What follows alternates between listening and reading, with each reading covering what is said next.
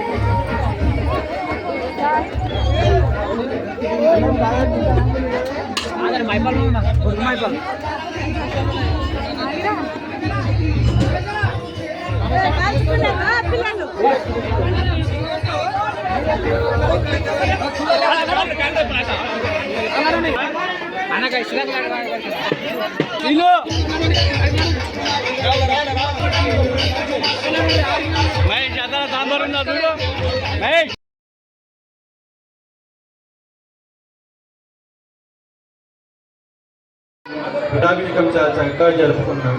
So అది చూస్తుంటే నాకు కాలభైరవం గుర్తుకొచ్చింది. ఈ జనాలందరినీ కంట్రోల్ చేయడం కోసం, మీ అందరినీ రంజితం చేయడం కోసం నా ఈ చిన్న ప్రయత్నం.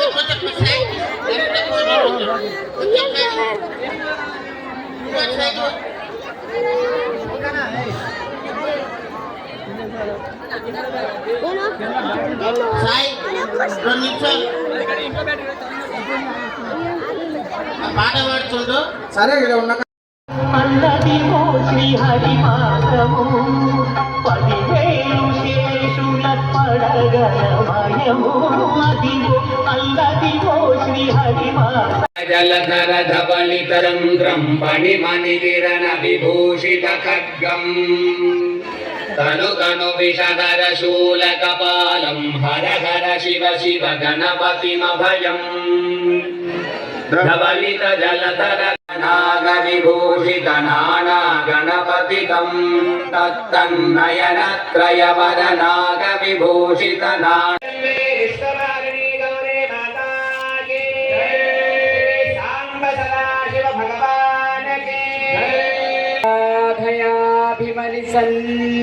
సన్నిభమాత్మలింగం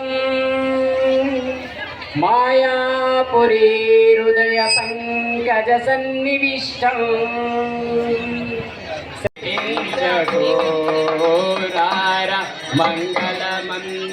మంగళమందుకోరార నా భారం భూమిదే భవానీ వరా నా భారం భూమిదే భవానీ వరా పరమాత్మ విశ్వేశ్వరదా శివా హే పరమాత్మ విశ్వేశ్వరదా శివా మధుర పాండురంగా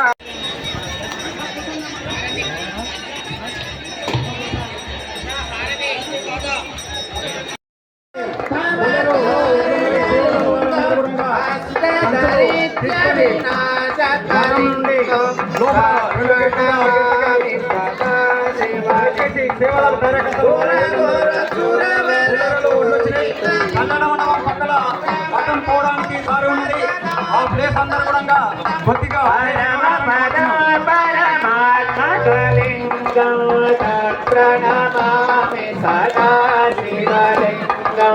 ఓం నమ శివాయ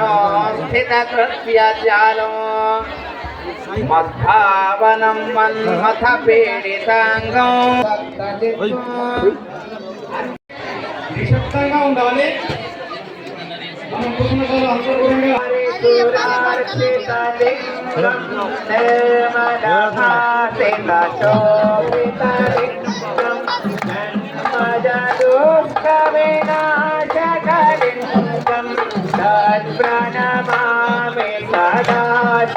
శివలింగం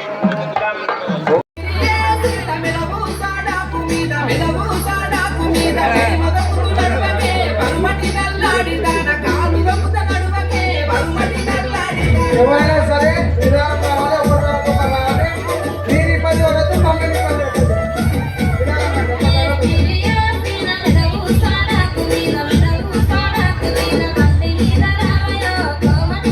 అక్కడ ఎవరున్నా తినని వాళ్ళు ఉంటే ఇక్కడ రాగలరమ్మా.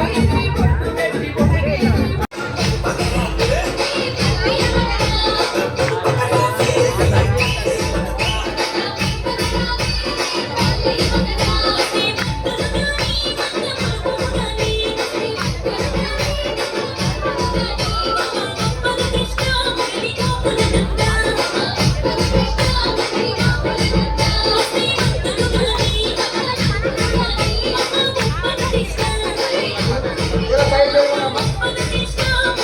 అటువంటి మున్సిపల్ చైర్మన్ ఇస్తున్నారు కాబట్టి పక్కన వెళ్ళాలి.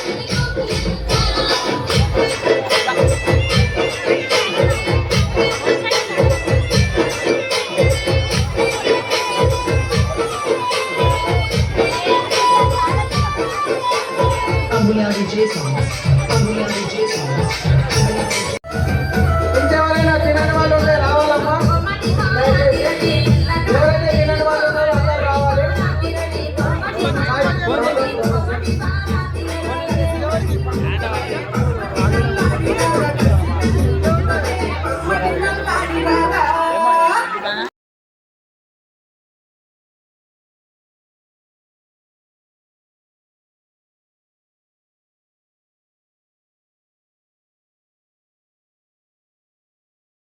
ఏం బస్ ఎక్కినా గుడ్డ ఉన్నది కదా, ఏమున్నది? ఆర్టీసీ బస్ ఎక్కితే స్త్రీలను గౌరవించడం మన సాంప్రదాయము.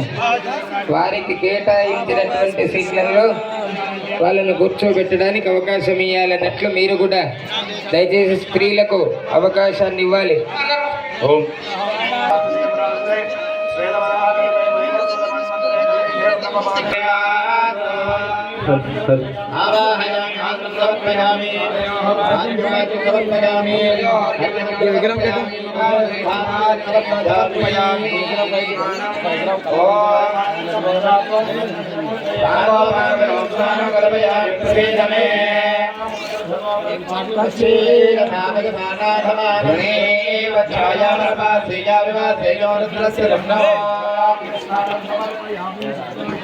ప్రవద్యామి సద్యో రాగాజనే నమో నమః. భవే భవే నాది భవే భవస్వమాన్ భవోద్భవాయ నమః. రామదేవ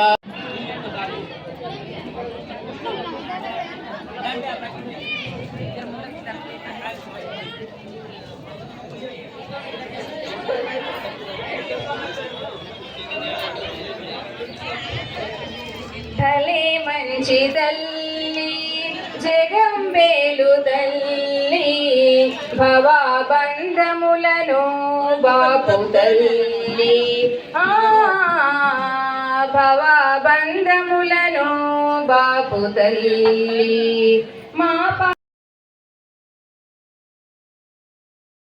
అంటే రాజోపచారాలు చూడగలిగినటువంటి పుణ్యము కొన్ని కోట్ల జన్మల పుణ్యము చేస్తే గానీ మనకు రాదు అని మీ అందరికి కూడా నేను తెలియజేసుకుంటూ ఉన్నా. అందుగురించే గుర్తుపెట్టుకోండి, చేతగాని చాలా మంది దానపరులు ఉన్నారు, చాలా మంది ఇచ్చేవాళ్ళు ఉన్నారు, చాలా మంది ఎన్నెన్నో చేసేటటువంటి వాళ్ళు ఉన్నారు. కానీ ఇటువంటి మంచి వేదపూరితమైనటువంటి ఈ ప్రక్రియలు చేయగలిగినటువంటి వాళ్ళు కొంతమంది మాత్రమే ఉంటారు.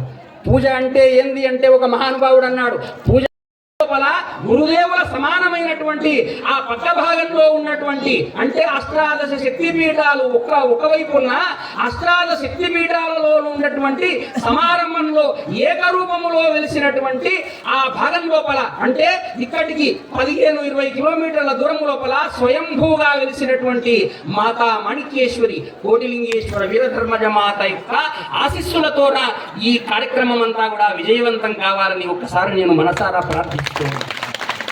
ఒక్క మాట చెప్పడం జరిగింది, ఏమంటారో తెలుసునా? తల్లిదండ్రి గురుడు దైవంబులందున తల్లి పూజ ముఖ్యమెల్లరకును సృష్టికంతటికి స్త్రీ ప్రధానము గదా. కాళికాంబ హంస కాళికాంబ ఈ రుద్రారము లోపల అసలు ఇంత జనాన్ని చూస్తే నాకు అనిపించింది నిజంగా ఈ పద్యం గుర్తొచ్చింది. ఏమంటాడు ఆయన అంటే, వీర బ్రహ్మేంద్ర స్వామి కాలజ్ఞానం రాస్తూ ఒక మాట చెప్పినాడు ఆయన. ఏమన్నాడంటే, తల్లిదండ్రి గురుడు దైవంబులందున, తల్లి తండ్రి గురుడు దైవం. దైవం అనేటటువంటి వాడు నాలుగవ వాడు. అమ్మ మీరెవ్వరు కూడా అలంకారం అక్కడ చూడరాదు. ఒకటి బాగా గుర్తుపెట్టుకోండి, ఈనాడు మీ అందరిని చూస్తే నాకు అనిపించింది అసలు నిజంగా పరమాత్ముడు ఏ రూపములో ఉన్నాడు అని అంటే, తల్లి తండ్రి గురుడు దైవము, ఈ నలుగురి లోపల ఎవరు ప్రధానమట? ఎవరమ్మా ప్రధానము? ఎవరు ప్రధానము? తల్లి ప్రధానము. చప్పట్లు కొట్టండి ఆనందంగా. తల్లి ప్రధానం. అందుగురించే ఇక్కడ రుద్రారములో ఇంతమంది ఉన్నా కూడా కొంత వేల మంది అమ్మలు వచ్చినారే, వీళ్ళందరూ ఎందుకు వచ్చినారు అని అంటే గుర్తుపెట్టుకోండి, సృష్టికంతటికి స్త్రీ ప్రధానము కదా. సృష్టికి ప్రధానమైనటువంటిది స్త్రీమూర్తి. కాబట్టి స్త్రీమూర్తిని ప్రేమించినటువంటి దేశము, స్త్రీమూర్తిని ఆరాధించినటువంటి దేశము, స్త్రీమూర్తిని పరమ పవిత్రంగా భావించిన దేశము ఒక్క భారతదేశం అని మీ అందరికీ కూడా నేను తెలియజేసుకుంటాను. ఇతర దేశాలలో వెళితే గుర్తుపెట్టుకోండి, భార్య పట్ల భర్తకు ప్రేమ లేదు, భర్త పట్ల భార్యకు ప్రేమ లేదు, తల్లి పట్ల కొడుకుకు ప్రేమ లేదు, కొడుకు పట్ల తండ్రికి ప్రేమ లేదు. 12 ఏళ్ల వయసు వచ్చిన తర్వాత పిల్లలను అలా విడిచిపెడతారట వేరే దేశం లోపల. ఆ తర్వాత 16 ఏళ్ళు వచ్చిన తర్వాత ఒక అమ్మాయి లండన్ లోపల ఒక చౌరస్తాలో ఒక అందమైనటువంటి ఒక మునగాడు, ఒక హ్యాండ్సమ్ అబ్బాయి కనపడినాడు అనుకోండి, ఐ లవ్ యూ. ఎంత ప్రేమను. అయితే ఆమె కూడా మరి అతడి యొక్క అందానికి ముగ్ధురాలై ఒక అందమైనటువంటి కాంత ఇంకో చౌరస్తాలో కనపడితే వాళ్ళిద్దరూ ఏం చేస్తారంటే లవ్ చేసుకుంటారు, మరి చేతులు కలుపుకుంటారు. అందుగురించే హల్లో అని అంటాం. ఈ హల్లో అనే పదము, హాయ్ అనే పదము మనది కాదమ్మా. మన పదం ఏ పదం అమ్మా? ఏ పదం చెప్పండి? నమస్కారం. ఏందమ్మా? నమస్కారం. నా మమ ఇది నమస్కార అంటే నాదన్నది ఏదీ లేదు, ఓ పరమాత్మ అంత నీవిచ్చినదే నాన్న.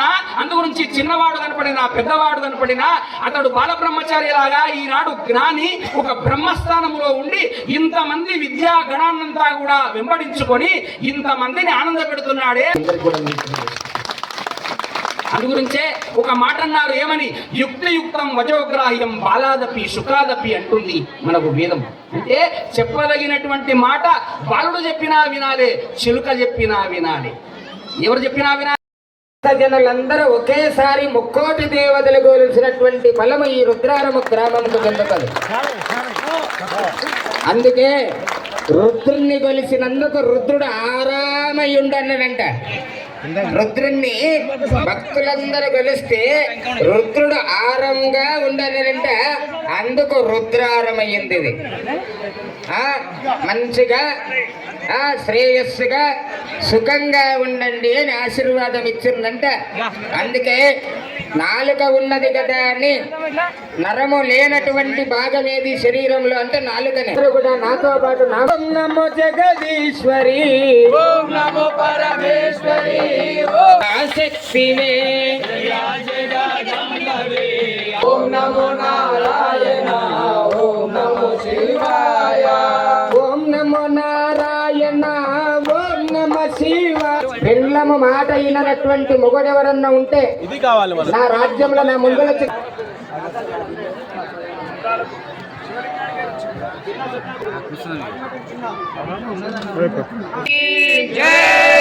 శ్రీ మహాగజానన పార్వతీ పరమేశ్వర మహారాజుకి. అమ్ములో నమ్మిన వేల్పుటమ్మల మనంబుల నుండెడి అమ్మ దుర్గ మాయమ్మ కృపాబ్ది యుచ్యుత మహత్వ కవి. సర్వభూతరమణాయ నమో మనోన్మలాయ నమః. విశ్వనస్సమృత్యం భావాయస్య సంగతే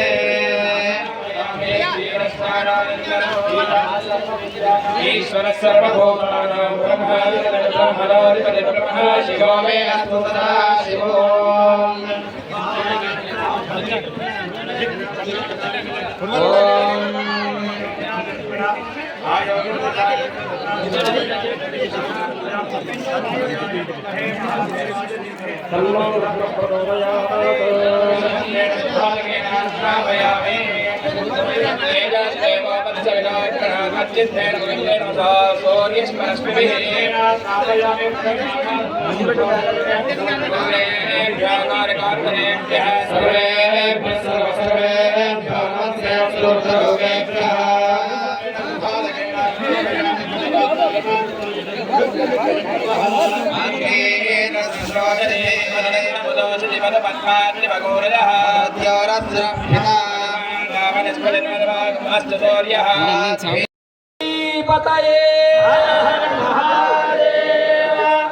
ఈ నమస్కారాన్ని త్రిదశాంగ నమస్కారం అంటారు. జ్ఞానేంద్రియాలు 5, కర్మేంద్రియాలు 5, శిరస్సు మధ్య భాగం.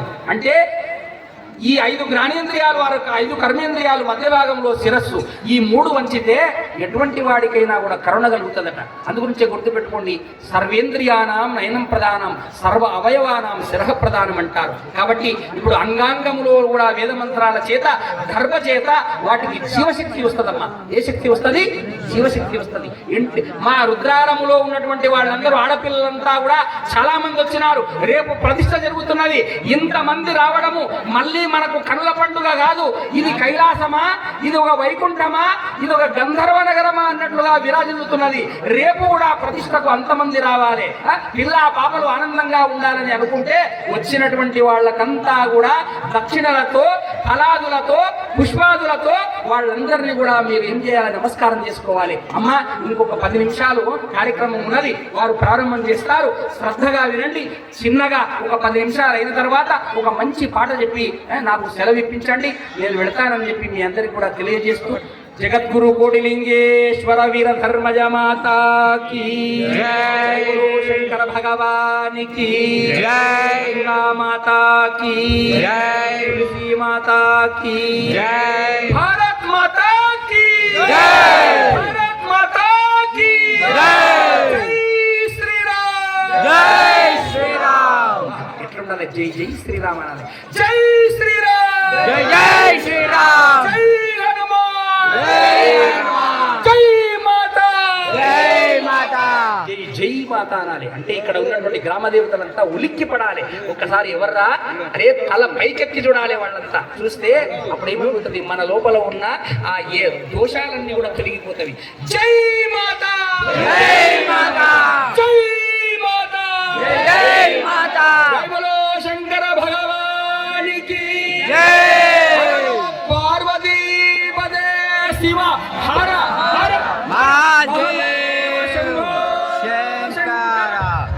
ఓం. ఎంత చక్కగా చెప్పినటువంటి గౌరవ ఆచార్య గారికి గట్టిగా ఒక్కసారి చప్పట్లు కొట్టండి. ఒక్కసారి మైకిచ్చి మొదలు పెట్టామంటే ఎన్ని రోజులైనా కూడా నిరాటంకంగా ప్రవచనం చెప్పేటువంటి గొప్ప శక్తి, తెలివి, విద్య ఉన్నటువంటి గౌరవ ఆచార్యులు చాలా చక్కగా చెప్పారు. కాబట్టి మీరందరూ కూడా ఎంతో పుణ్యం చేసుకొని ఉండాలి. ప్రతిష్ట అంటే ఎన్నో పూర్వజన్మల సుకృతం ఉంటే కానీ ఇటువంటి ప్రతిష్టా కార్యక్రమంలో పాల్గొనేటువంటి అవకాశం ఎవరికీ లభించదు. ఎందుకు అనేటువంటి సందేహం కలగొచ్చు. ఇంతకు ముందు వాళ్ళు ఇన్ని విగ్రహాలు పెట్టారా అంటే పెట్టలేదు. పోనీ ముందు తరాల వాళ్ళు పెడతారా అంటే ఆల్రెడీ పెట్టాం కాబట్టి మళ్ళీ పెడతారు. అవునా? అవకాశం ఉండదు.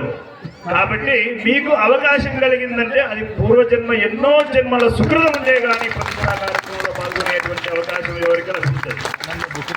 ప్రతిష్ట అంటే ఎప్పుడూ కూడా స్థిరంగా ఉండేటువంటి ఆలయాన్ని ఆలయం అంటారు. లయం కాకుండా ఎప్పుడూ స్థిరంగా ఉండేటువంటి ఆలయాన్ని దేవాలయాలు అంటారు. ఆ మామగారింటికి పోయినాడు. పోతే అరే అల్లుడా లేడురా, వేరే గ్రామానికి పోయి ఉండు అని. అరే వేరే గ్రామానికి పోయినా మనసంతా ఎట్లనో ఉన్నది. ఈ రోజు చూడలేదు, ఈ రోజు నామాలు చూడలేదు, నేను ఏం చేయాలని అనుకున్నాడు. ఏ ఊరికి పోయిండమ్మా అంటే ఇక పక్కన 4 కిలోమీటర్లు రుద్రారం ఉన్నది. ఆ రుద్రారం లోపల ఇక్కడ రాజోపచారాలు జరుగుతూ ఉన్నవి. అక్కడ చుట్టుముట్టు 9 ఆ యొక్క ఏవి ఆ మట్టి కుండలు పెట్టాలట. కానీ రుద్రారంలో ఉన్నటువంటి వాళ్ళందరూ కూడా మట్టి కుండలు పెట్టాలి. కొట్టాల్సిన అవసరం లేదు. తప్ప బంగారు లేకున్నా పర్వాలేదు, బంగారు బిందె దొరికింది కదా ఆనందపడుతుంటారు వాళ్ళంతా. జోరుగా చెప్పట్లమ్మా. మీకందరికీ రాగి బిందెలు దొరకాలని ఇప్పుడు మా జ్ఞాని సంకల్పం చేస్తాడు. అయితే గుర్తుపెట్టుకోండి, ఆ రాగి బిందెలు దొరికినవి. ఆ రాగి బిందెల్లో నిండా బంగారం ఉన్నది. అయితే ఎవరు చూసిండ్రు? ఎవరు చూడలేదు బాబాము. అరే నాకు సగం నీకు సగం అంటున్నాడు, మీకు అర్థమైతే లేదు ఏం సంగతి, ఏం చేయాలి ఇది అని ఇద్దరు కలుసుకున్నారు. కలుసుకొని అరే అల్లుడా రాగి బిందె లోపల బంగారం ఉన్నదిరా, అది ఎవరికి చెప్పరా? పరులకు ఉపకారమొసగుటే తపస్సుయగును, భావ సంశుద్ధి కలుగుటే భక్తి జగును, మరువబోకుడిటువంటి మంచి మాట. ఇంత బ్రహ్మాండంగా చెప్పినారు. అందుగురించే ఇంతకు మళ్ళీ మా రాజశేఖర్ తమ్ముడు అన్నాడు, పూజల కంటే వస్తారు కానీ పుణ్యకార్యాలు మాత్రం చెయ్యరు. పూజలకు వస్తారు, పుణ్యకార్యాలు చెయ్యరు. అంటే పుణ్యకార్యము చేస్తేనే నువ్వు పుణ్య ఫలితం వస్తుంది. ఏ విత్తనము వేస్తే ఆ మొలక మొలుస్తుంది, కానీ నీవు వేసింది తుమ్మ చెట్టు విత్తనం అయితే మామిడి ఫలాలు వస్తాయా నాయన? ఏమయ్యా మామిడి ఫలాలు వస్తాయా? రావు. రుద్రారం లోపల ఒక పెద్ద మోతుపరి ఉన్నాడు. ఆయన 10 ఎకరాల పొలం ఉన్నది. ఆయన దానపరుడు. అయితే ఈ యొక్క కార్యక్రమం అంతా ఆయన చేతుల మీదుగా నడిచింది. అయ్యగారులకంతా కూడా ఆయననే వస్త్రదానము, భూదానము, గోదానము చేసినాడు. అక్కడ రోడ్డుకు 6 ఎకరాల పొలము. ఆ 6 ఎకరాల పొలములో మామిడి తోట పెట్టినాడు. ఏ తోట పెట్టినాడయ్యా? మామిడి తోట పెట్టాడు. వచ్చినటువంటి వాళ్ళకంతా మామిడి ఫలాలు ఇస్తున్నాడు. ఏ ఫలాలు ఇస్తున్నాడు? మామిడి ఫలాలు ఇస్తున్నాడు. అక్కడే ఒక 25 ఎకరాల తోట ఉన్నది ఒక మహానుభావుడు. ఆయన రుద్రారములో ఉన్నవాడే, కానీ మహా పిసినారి. ఏమైనా మహా పిసినారి. కాకిని కూడా ఎడమ చేత్తో ఇలా తోలేటటువంటి వాడు కాదు. వాడు అనుకుంటాడట, అరే నిజంగా ఆయన నేను మామిడి ఫలాలు ఇస్తున్నాడు, మామిడి పండ్లు ఇస్తున్నాడు, మరి నా చేతిలో కూడా మామిడి పండ్లు ఉండుంటే తప్పక ఇచ్చేవాడిని కదా అని అనుకుంటా ఆయన ఏడుస్తూ ఉన్నాడట. ఏడుస్తుంటే నాలాంటి ఈ స్వామీజీ లాంటి ఒక స్వామి అట్లా ఉండిపోతున్నాడట. ఏమయ్యా కండ్ల నీళ్లు పెట్టుకుంటున్నావు, ఏం జరిగింది అని అడిగినట. ఏమి లేదయా, ఆయననేమో మామిడి పండ్లు ఇస్తున్నాడు, మరి నా చేతిలోనేమో మామిడి పండ్లు లేవు అని అన్నాడు. ఎంత అజ్ఞానివయ్యా నీవు. అరే మీ తాత ముత్తాతలంతా కూడా దానపరులు కాదురా, తుమ్మ చెట్లు పెట్టిండ్రు ఈ భూమి లోపల. మరి ఆ తుమ్మ చెట్లను మరి కూకటి వేళ్లతో సహా దాన్ని తీసేసిన తర్వాత మధురమైనటువంటి మామిడి ఫలాల విత్తనాలను నాటు. రేపటికి నీవు వస్తే ఒక్క మాట నేను గుర్తు చేస్తా. చాలా మంది ఓం నమ శివాయ చెప్పండి ఒకసారి. ఓం నమ శివాయ, ఓం నమ శివాయ, ఓం నమ శివాయ. అటువంటి వాడు ఏమైతాడో తెలుసునా? ఈ లోకము లోపల గొప్పవాడైతాడు. అందుగురించే గురు జంగమ దేవర బసవలింగాయ నమః అని కర్ణాటక క్షేత్రములో చెప్తారు. అంటే ఎక్కడ గురుదేవుల వారు మాలలు వేసుకొని విభూతి ధారణ చేసుకొని రోడ్డు గుండా వెళుతూ ఉంటాడో ఒక్కసారి అతడికి నమస్కారం చేసుకుంటే చాలట. నీవు షోడశోపచార పూజ చేస్తే ఎంత పుణ్యమో అటువంటి మహానుభావులకు 2 చేతులెత్తి నమస్కారం చేస్తే అంత పుణ్యము కలుగుతుంది అని మీ అందరికీ కూడా నేను తెలియజేసుకుంటూ ఉన్నా. అది ఉపచారాలలో ఉండేటటువంటి ఒక గొప్పతనం. అందుగురించే మహానుభావులు అదే మాట మనకు చెప్పడం జరిగింది. ఒక్కటి మీరు బాగా గుర్తుపెట్టుకోండి, విభూతి నామాల వలన ఏమి లాభం ఉన్నదయా అని చాలా మంది అనుకుంటారు. కానీ మన సనాతనమైనటువంటి ధర్మము లోపల ఈ త్రిపుటి స్థానమునందున ఎప్పుడు కూడా 3 నామాలు ఉండాలట. అవి పొడవు నామాలు గాని అడ్డనామాలు గాని ఏ నామమైనా పర్వాలే, మరి ఆ నామము ఉండగలగాలట. ఒక 8 గంటలకు లేచేవాడు 9 గంటలకు నిద్ర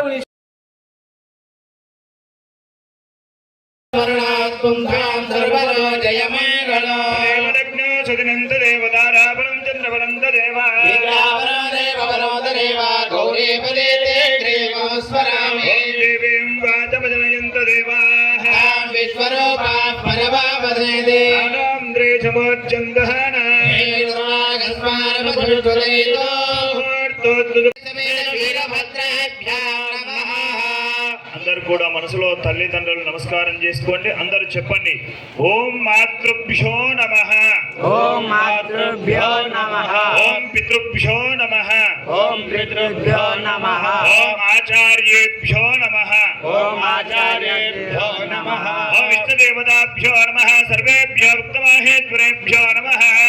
ఆచమ్య ఓం శుద్ధదత్తాయ స్వాహ, ఓం విద్యాదత్తాయ స్వాహ, ఓం శివదత్తాయ స్వాహ, ఓం నమః శంభవే నమయో భవేత నమః శంకరాయ నమయస్కరాయ నమః శివాయ శివతరాయ ఓం బుద్ధిశ్చందు భూత పిశాచా సర్వే భూమి భారగా ఏషామ విరోధేన బ్రహ్మ కర్మ సమారభే ప్రాణాయామే వినియోగః. స్వస్తి శ్రీ విశ్వావసనాం సంవత్సరే ఉత్తరాయణే శరదో భాగన शुभराजे अशतपक्षे पंचापञ्चम्यां शुभतिथो वाचरत्वाचरः शुभवाचरे मंदवाचरे रात्रोः काले शुभनक्षत्रे शुभयोगे शुभकरणे एवं गणविशेषण विशिष्टाय अस्यां शुभतिथो యజమానస్య గోత్రోద్భవస్య గోత్రోద్భవాయ. అందరు కూడా మనసులో మీ గోత్రాలను చెప్పుకోండి. ఇంటి యజమానైనటువంటి భర్త పేరు చెప్పండి, భార్య పేరు చెప్పుకోండి, పిల్లల పేరు చెప్పుకోండి. అందరూ కూడా చెప్పండి. అందరూ చేతులు జోడించుకొని अस्माकं सहकुटुम्बानां सपरिवाराणां क्षेम धैर्य वीर्य विजय अभय आयुः आरोग्य ऐश्वर्य अभिवृद्ध्यर्थं धर्म अर्थ काम मोक्ष चतुर्विध फल पुरुषार्थ सिद्ध्यर्थं मम इह जन्मनि पूर्वजन्मनि जन्मान्तरेषु च बाल्य यौवन कौमार वार्धकेषु जाग्रत् स्वप्न सुषुप्त अवस्थासु मनः वाक्काय कर्मभिः ज्ञानतः अज्ञानतः संभावितानां